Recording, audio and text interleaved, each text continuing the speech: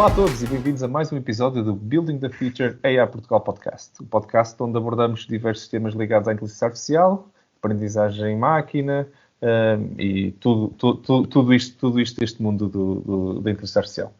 O meu nome é Marco António Silva e comigo estão os meus colegas de sofá do costume, normais, neste sofá virtual. Rui Quintino. Olá, Rui. Bom dia. Olá, Marco. Viva, Vítor. Viva. E o Vítor Santos. Olá, Vítor. Olá, bom dia. Como vão, caros amigos? Tudo bom. Então, hoje a equipa decidimos inovar também um bocadinho e no episódio de hoje vão ter uma surpresa mais no final do episódio, uma nova rúbrica que decidimos lançar, mas pronto, neste momento vamos manter o episódio ainda no seu componente normal da nossa discussão sobre um tópico. Então, o tema que nos traz hoje então, é o bias na inteligência artificial e como é que o conseguimos combater. Para quem não conhece o termo bias, vou fazer uma pequena introdução. É presente em vários ramos da ciência hoje, da estatística e não só, e tem uma presença clara também na componente da AI. Se olharmos do ponto de vista estatístico, bias é a diferença entre o valor que nós estávamos à espera de ver e depois o que realmente depois tivemos. Essa distância é o que nós introduzimos na nossa inferência como bias. Uma nota é que este enviosamento constante nos valores estimados e dos erros é uma coisa normal existir. Existe também sampling bias, no fundo é quando nós recolhemos dados, não temos o cuidado de fazer com que ele represente efetivamente o universo do alvo de estudo que nós tínhamos. E existe também bias cognitivo, que tem a ver com os efeitos psicológicos que nós todos temos, introduzimos nas nossas inferências. Todos nós de certeza que já passamos por aquele momento onde nós dizemos não era bem isso que eu queria dizer. Eu disse isso, mas não era bem isso que eu queria dizer. Portanto, este é este cognitive bias que nós próprios estávamos a dizer uma coisa e os psicólogos estudam isto muito. A comunicação não é uma coisa muito direta e o bias é exatamente uma das razões para isso. Há algorithmic bias, que tem a ver com os algoritmos e com as pessoas que estão a programar o algoritmo introduzirem algum bias na forma como programaram. Isto pode ser especificamente algo perigoso nos casos em que nós introduzimos temas como racismo ou xenofobia dentro do programa, e então o programa depois vai ter esses comportamentos. Mas, no fundo, o bias é uma questão humana que faz parte da forma como nós pensamos e logo vai fazer parte da forma como nós programamos e criamos os modelos. E este é o tema, isto é o que nos traz um pouco aqui. Explicando então este contexto e já ultrapassando esta parte, vamos se calhar abrir aqui para uma conversa entre nós. Rui, começando se calhar por ti, como é que tu destacarias a importância deste tema na implementação de soluções da AI? Olha, eu se calhar vou começar um bocadinho pelo lado negativo, calha-me sempre a mim, é sempre portanto, mais pessimista, mas precisamente para um bocadinho para desmistificar esta questão do bias, eu vou usar maioritariamente aqui o termo mais português, enviesamento, não é? Portanto é um enviesamento consistente, muitas vezes que pode existir nestes algoritmos, muitas vezes pode ser injusto, e é injusto, e pode ter impactos negativos, particularmente para grupos menos representados, minorias, e grupos que às vezes até deviam ser protegidos e têm o efeito contrário. E porquê é que isto também acontece? Porque para quem se calhar não está muito na área, não é? A nossa audiência se calhar é muito diversificada, tenderia a pensar, mas não é suposto que os algoritmos sejam completamente objetivos, então mas o que é que se passa? É verdade até certo ponto, ou seja, na programação tradicional, quem desenha tipicamente um algoritmo, primeiro diz exatamente o que é que pretende, não é o que acontece na maior parte dos casos com algoritmos de inteligência artificial que aprendem com os dados. E faz muito lembrar aquele ditado, toda a gente conhece, não? Faz o que eu digo, não faças o que eu faço. Ora bem, a inteligência artificial hoje em dia funciona exatamente ao contrário. Portanto, ela não faz o que é que nós dizemos. Isso é a programação mais tradicional. Ela faz aquilo que nós fazemos. Tendencialmente, a maioria dos algoritmos hoje em dia usa este processo de mímica. Olha para o passado, vê como é que as pessoas estão a fazer ou a reagir e vai tender a imitar. E, portanto, ele vai fazer o que nós fazemos e o que nós fazemos, infelizmente, está recheado muitas vezes de preconceitos, reflete inequalidades de oportunidades, por exemplo, para vários grupos, e tudo isso está nos dados que nós trabalhamos hoje em dia, e lembro-me de casos na altura muito falados, uns mais recentes, outros muito falados na altura. O caso, por exemplo, do Google Translate há uns anos atrás, que foi que alguém mostrou rapidamente através de alguns termos que em determinadas línguas não têm género, que o Google, ao traduzir, por exemplo, para inglês, cismava em, por exemplo, associar o doutor ao género masculino ou a enfermeira ao género feminino e por aí adiante. Ou seja, são coisas que parecem não ter muito impacto à partida e que as pessoas não dão a devida importância, mas podem se introduzir nestes algoritmos que depois são usadas por milhões de pessoas, e isto pode ter um efeito de potenciar estas desigualdades. Lembro-me de outra, por exemplo, na Amazon, que foi muito falada, eu diria que 1 ano, 2 anos talvez, de um case study, de uma falha de eles tentarem implementar um algoritmo para percorrer currículos e candidatos na net, em busca daqueles que seriam mais promissores, e chegaram à conclusão, as equipas mesmo internas, que o algoritmo era altamente biased para os homens, para o género masculino. Porquê? Porque foi treinado com um dataset que já tinha em si próprio, não é que tivesse necessariamente um preconceito, mas dado a prevalência, naquele caso, do género masculino dos homens nos currículos que eram enviados, isso era perpetuado, não é? Só para vos dar algum exemplo, e portanto é uma coisa muito importante, pode ser crítica em alguns casos, em muitos casos é mandatória e é até regulamentada e regulada. É verdade, e é importante, principalmente nas questões que, quando são massificadas sistemas, como estavas a falar, de grandes empresas, eu acho que é muito importante essa regulamentação existir para não estarmos a replicar comportamentos que fazemos, como tu disseste, essa é uma realidade que estamos a tentar combater, mas depois automatizamos e propagamos o problema de uma maneira ainda maior. É muito, muito interessante. São bons pontos, Rui. Muito obrigado. Vítor, passando também um bocado a palavra para ti, como é que tu vês então este tema de bias na inteligência artificial? Eu acho que eu acho que isto é um tema muito, muito relevante e é de facto esta questão do bias tornou-se ainda mais relevante com estas redes que nós temos atualmente, estas redes neuronais designadas por Deep Learning. Portanto, aqui ainda é mais problemático. E concordo também com aquilo que o Rui estava a dizer sobre a questão do dataset, porque estes algoritmos aprendem aquilo de acordo com os dados que lhes são ensinados. Se nós dizemos que um programador, os dados que introduzimos, por exemplo, sobre programadores, são 90% de homens e 10% de mulheres, o algoritmo pode começar a pensar, pode aprender que ser homem é uma característica relevante para ser programador. E nós, na verdade, como é que podemos endereçar isto? Bom, podemos endereçar isto realmente, uma maneira é termos cuidado ao introduzir os dados, introduzimos dados que sejam suficientemente heterogéneos para evitar ter este preconceito, digamos, que o algoritmo tenha este preconceito. Mas também podemos utilizar uma panóplia de algoritmos que, no fundo, impedem que este fenómeno de overfitting aconteça. O que é que eu quero dizer com isto de overfitting? Estamos a falar de haver alguns inputs que são tomados como relevantes quando, na verdade, não são relevantes. Como, por exemplo, este do sexo, o género, não é? Portanto, isto não é importante para perceber se é um bom programador ou não, se é homem ou se é mulher. E então, na verdade, se formos considerar este input como importante para treinar a rede, na verdade estamos a fazer overfitting, estamos a considerar uma característica que depois, na verdade, não interessa. Como é que isto pode ser feito? Há vários algoritmos com que podemos alterar as redes neuronais. Talvez o algoritmo mais conhecido são os algoritmos de regularização, que na verdade o que fazem são alterar os neurônios de saída da rede neuronal, na verdade eliminando os picos, aquilo que é muito diverso. Quanto mais for fora do normal, mais mais o valor de pico de saída é compensado.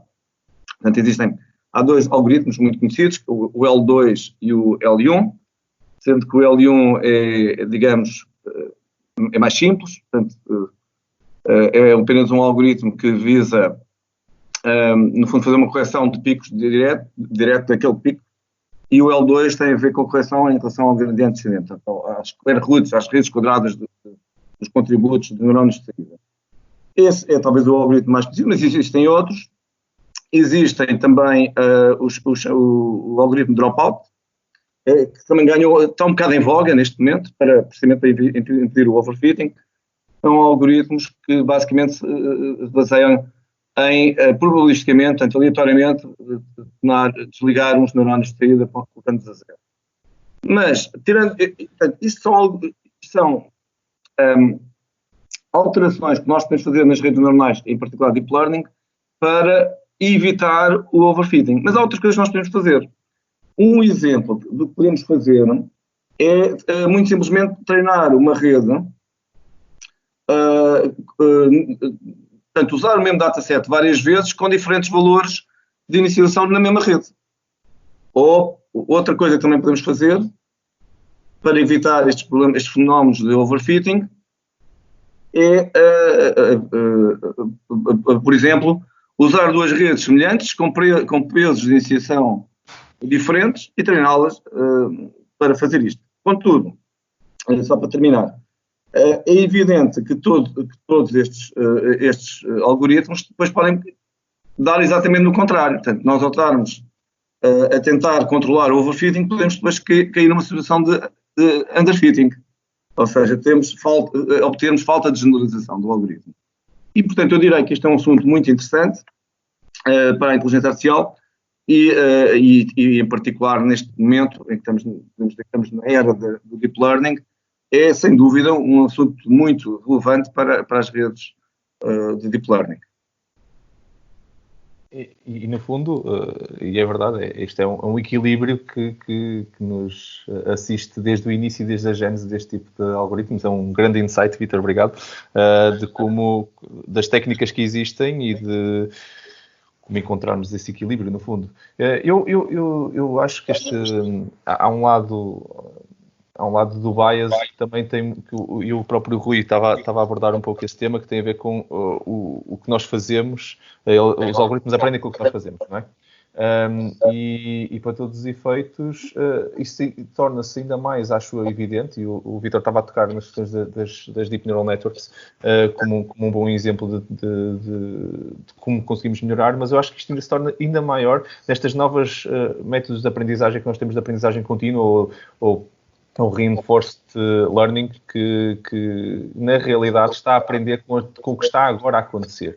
E isso quer dizer que se a nossa heurística ou a forma como nós estamos a avaliar essa recompensa tiver algum bias, nós vamos perder um bocado o controle de como é que a coisa está a ser. Ou então, também pode acontecer o contrário, vou também fazer, se calhar, o contraposto do ponto pela positiva, que é se não tiver nenhum bias e for demasiado generalista, vai absorver, se calhar, coisas que nós também não queremos.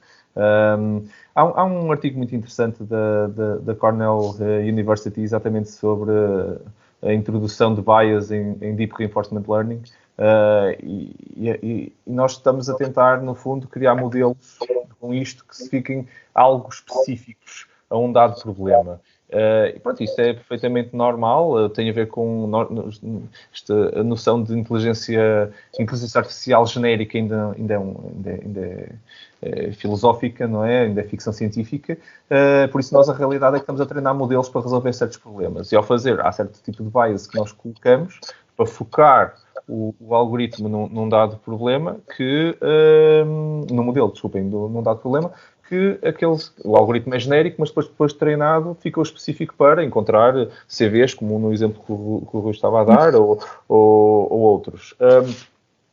E isto aqui é uma realidade que nós temos que ter sempre em conta quando estamos a treinar, que é importante, positivamente, introduzir também alguns valores. algumas coisas que são boas e que nós queremos que o algoritmo aprenda. E esses valores é bias, não é? Quer dizer, nós temos os nossos próprios valores e se falássemos uns com outras pessoas vão introduzir, vão ver o mundo segundo os seus próprios valores. Isso é bom. E essa parte boa do bias também é interessante. Dou-vos um exemplo muito claro de quando é que isso não acontece e corre mal. O exemplo da TAI, do bot do Twitter que a Microsoft lançou em 2016, que estava a aprender com o mundo de uma forma bastante aberta, aprendizagem reforçada. Basicamente, quando recebia likes e retweets de certas frases, ou frases de resposta que pessoas davam aos tweets daquele bot, ela aprendia como sendo positivas. Se vocês pensarem nisto, isto é exatamente uma aprendizagem muito normal, não é? Quer dizer, se eu recebo likes, então isto é um bom métrica, uma boa heurística para o sucesso deste meu algoritmo, então vou aprender com isto.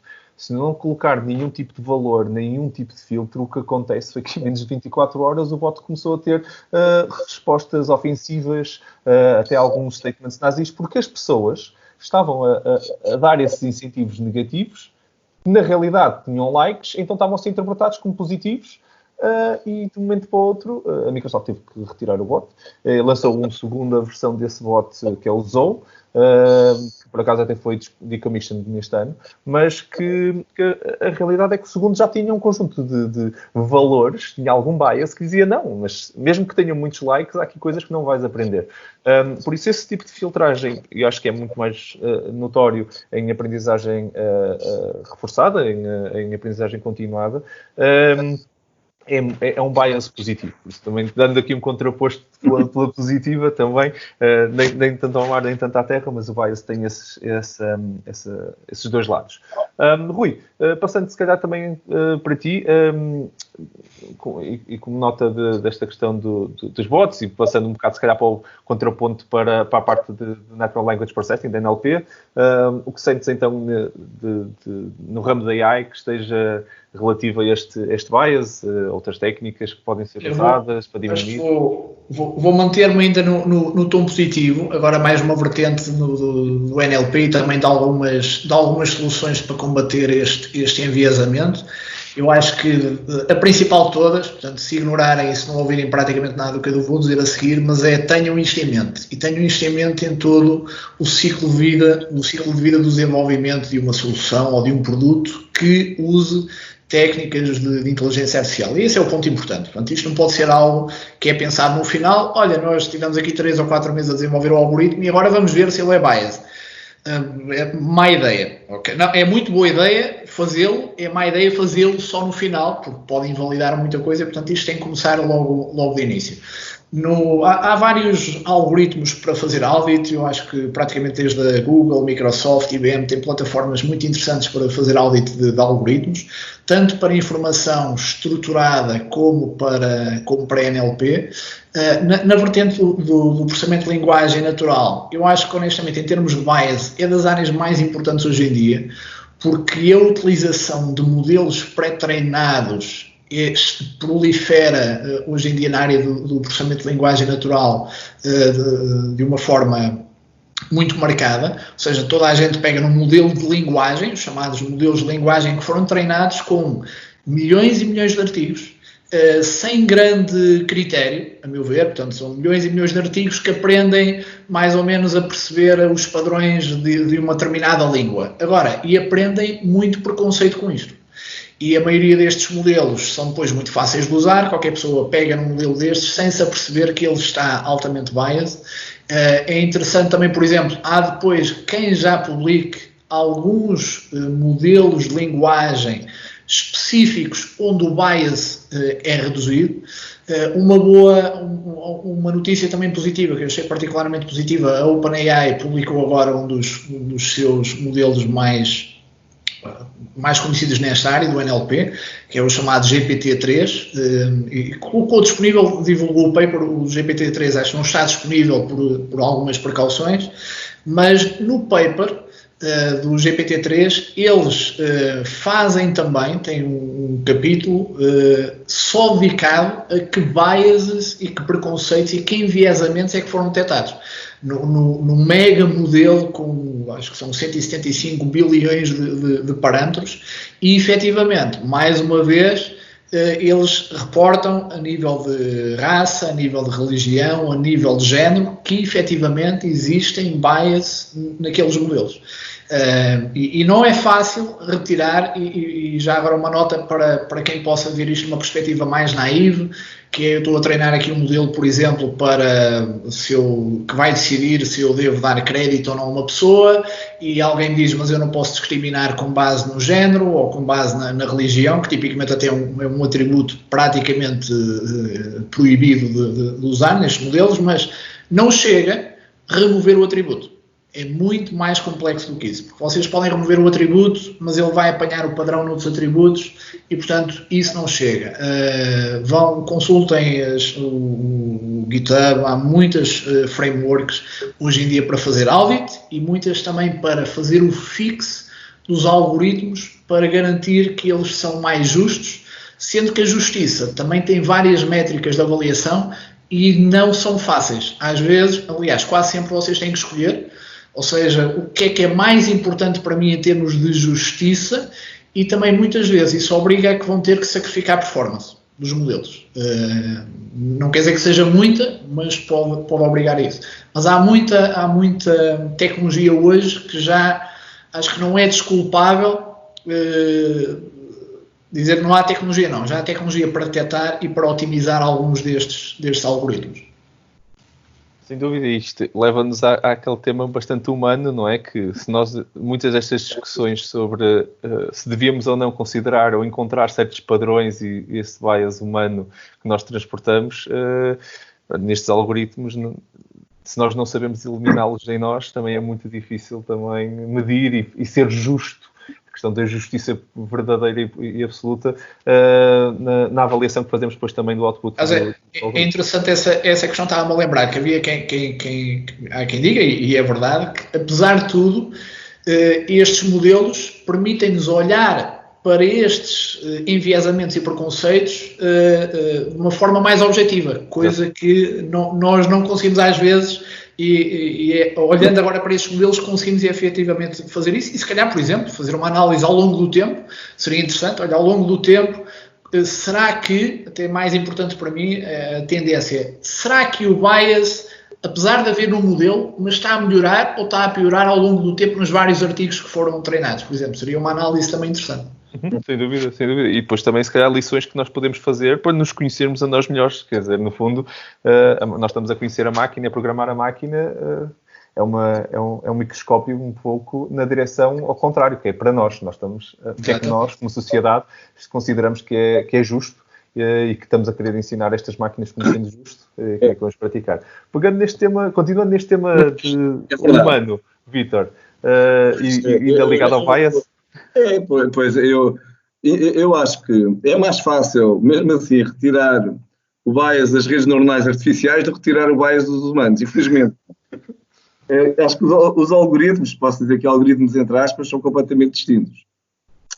Porque se calhar para tirarmos o bias dos humanos vamos precisar de muita educação, de muita informação e no fundo isso vai demorar, se calhar, não vai ser para a nossa geração, vai ser coisas que vai demorar muito tempo. Aliás, basta ver o telejornal para percebermos como ver estas notícias, por exemplo, sobre o racismo nos Estados Unidos, como o preconceito, no século XXI continuamos a ter preconceitos e os humanos continuam a ser completamente biased. Bom, mas a verdade também é que as redes neuronais artificiais são inspiradas nas redes neuronais biológicas. E a verdade é que nós conseguimos, como eu estava há pouco estava a falar de alguns algoritmos de regularização, no fundo, portanto, eu não sei se expliquei isto bem, mas o que se trata é de nós alterarmos, de introduzirmos parâmetros na rede neuronal, portanto, ajudamos a introduzir parâmetros de correção, tipicamente parâmetros de correção do erro, não é? Estas redes são backpropagation e aprendem, digamos, os erros, não é? Dito assim. E, portanto, nós temos maneiras efetivas temos algoritmos para eliminar o bias das redes neuronais artificiais. O que não deixa de ser um pensamento muito interessante, como estava ali a dizer o Rui, e especulando um bocadinho, dizer, bom, se calhar isto até nos vai nos permitir no futuro perceber como é que conseguimos eventualmente até retirar preconceitos das pessoas, não é?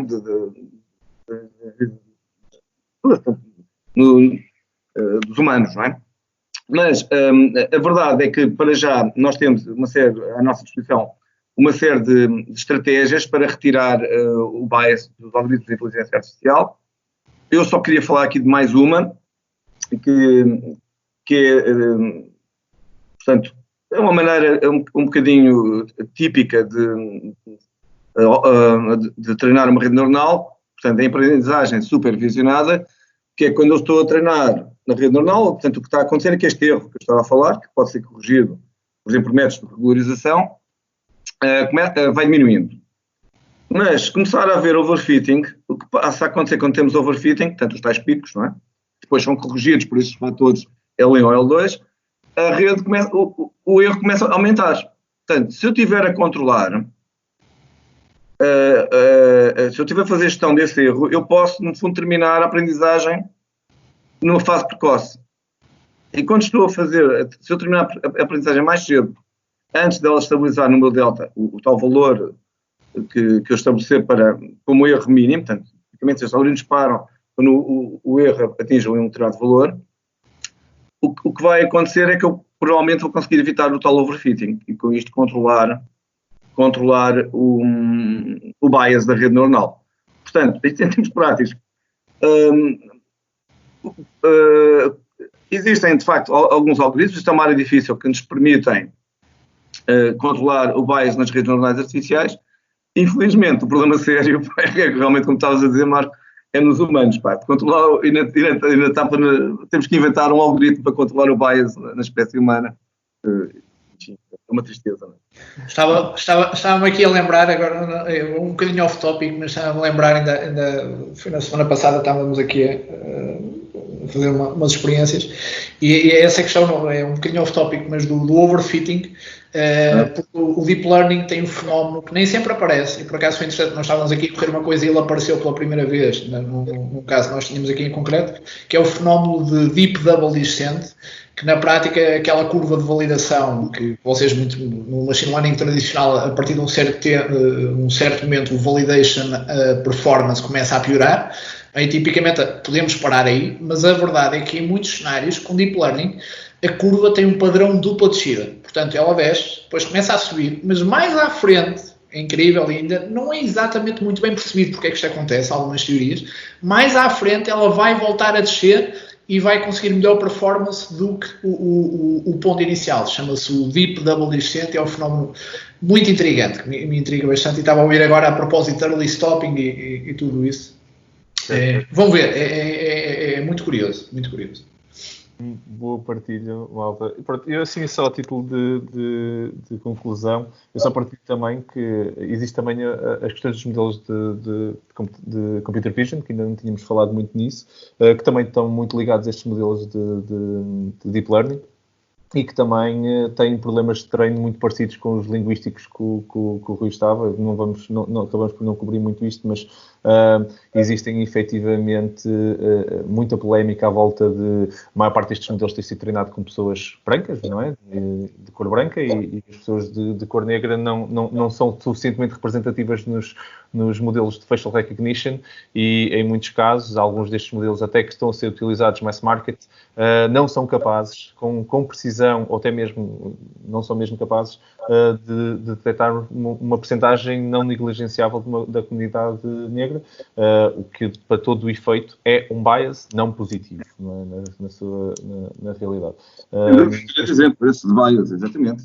Sim, e isto é normal, quer dizer, as pessoas não foi também para defender um pouco as pessoas que provavelmente estão a programar isto, não tiveram nenhuma intenção de ser racistas, parece que o modelo é racista, mas as pessoas em si não são racistas, efetivamente usaram bates de fotografias e a maior parte, infelizmente, dos datasets que estavam a ser usados, principalmente na gênese destes algoritmos de detecção facial, eram de pessoas brancas. E refletem, as pessoas não se apercebem que refletem muitas vezes desigualdades de oportunidades que já vêm muito de trás. E, portanto, às vezes não é daquela equipa, é desigualdades que vêm de muito de trás. Exato. E que às vezes até artificialmente nós temos que contrapor nos datasets ou de alguma maneira para ir gradualmente eliminar essas desigualdades. Os grandes algoritmos, as grandes empresas que fazem isto, Microsoft, IBM e não só, no último ano, isto foi uma polémica muito grande no ano passado e neste último ano, estes algoritmos agora, os grandes já estão a atender, ou já têm este problema até bastante mitigado, mas foi um trabalho que tiveram que fazer artificial, no fundo criar um dataset mais específico que já não é o dataset inicial, introduziram muitas fotografias de pessoas de cor para resolver o problema de racismo que estava a acontecer, no fundo, ou de discriminação, vamos dizer assim, de cor. Isto acontece também muito relativamente ao género, por exemplo, porque era cor, raça, os homens, sim, muito beneficiados, tipicamente nestes algoritmos. Mas também, atenção, que também é possível, como eu estava a bocado a dizer, um bocadinho alterar o dataset. Outra coisa, também é possível recalibrar, utilizando a linguagem, regularizar os algoritmos, não é? Portanto, temos aqui duas maneiras de intervir, não é? Sim. Enfim. Pronto, e este é o tempo que nós tínhamos para esta nossa primeira parte. Eu sugiro então, vamos avançar para a nossa nova rúbrica de notícias.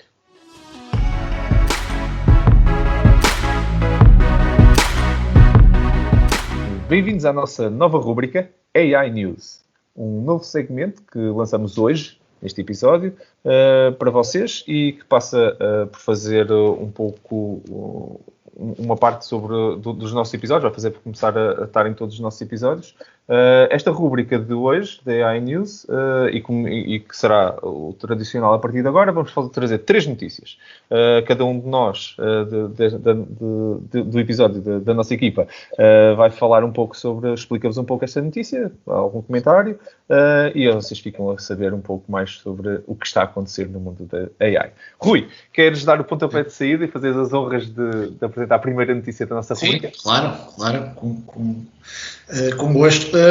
Olha, eu vou trazer no tópico que estivemos hoje a falar, mas eu vou trazê-la na mesma, porque acho que é pertinente. É uma notícia muito, muito recente, de que quer a Microsoft e a Amazon e a IBM, nestas últimas semanas, anunciaram que vão impor bastantes restrições na maneira como fornecem tecnologias de reconhecimento facial, principalmente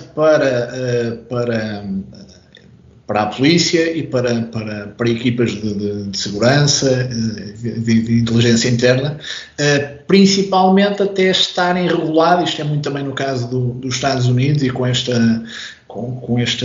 polémica toda que tem surgido também nos últimos tempos, e também muito na sequência daquilo que falámos no episódio 2, que estas tecnologias têm muitas limitações, têm muitos bias, precisam de ser muito bem regulamentadas e, portanto, pelo menos estas 3, a Google não sei, não estava aqui nas notícias, mas a Microsoft, a Amazon e a IBM anunciarem restrições na maneira como terceiros podem usar estas tecnologias. Eu pessoalmente acho que fazem bem, é preciso realmente muito cuidado nesta área e precisamos aqui de alguma regulamentação também e muito cuidado para quem trabalha nesta área em geral.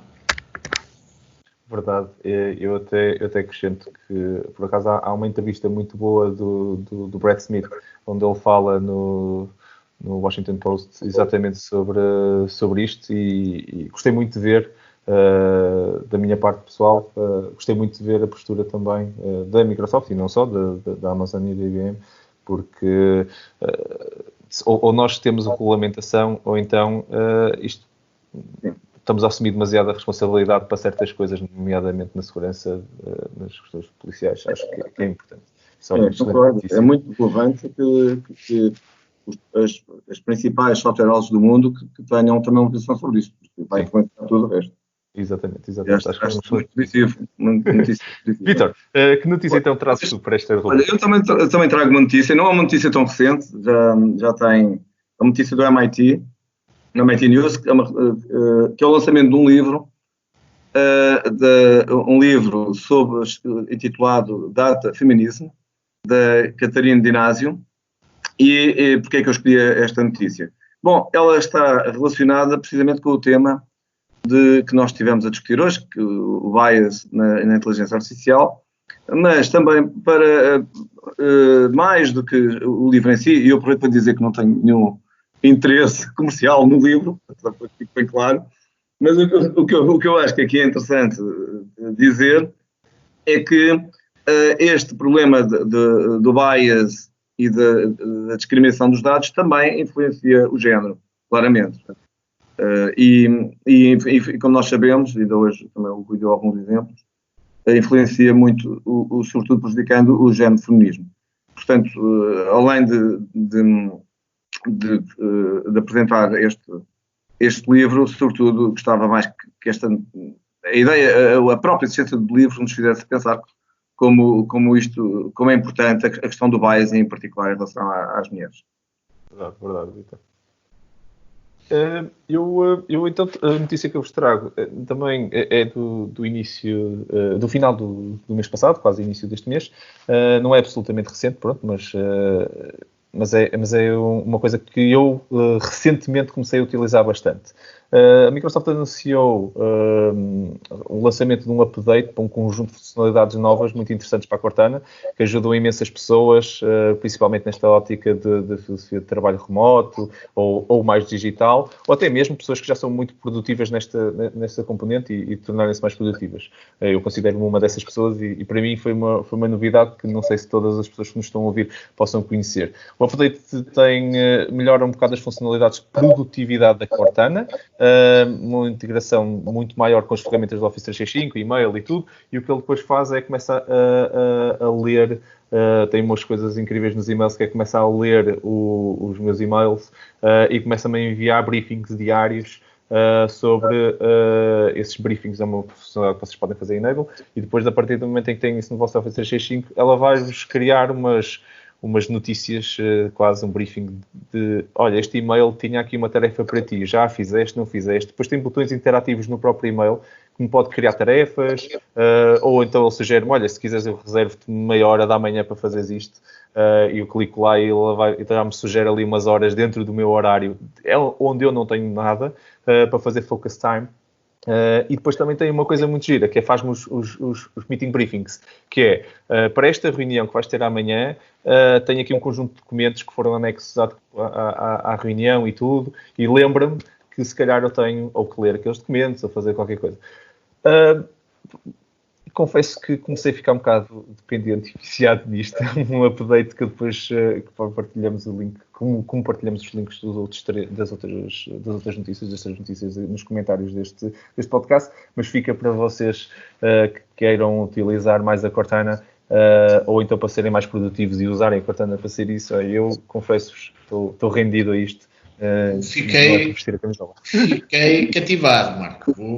Vou checar isto muito bem. É interessante porque já por vezes dei por mim a pensar nesta área de inteligência artificial, se realmente não haverá uma forma mais inteligente de gerir as nossas tarefas, no sentido de termos algo que percebe o nosso comportamento e, com o tempo, me começar a dizer, indicar, olha, eu acho que agora de manhã devias fazer esta tarefa, porque olhando ao teu histórico, tipicamente resolves isto melhor durante a manhã, durante a tarde, ou seja, fazer uma gestão automática do que é que eu tenho que fazer a seguir. É um bocado radical, mas eu acho que já estivemos mais longe. Uma boa ideia.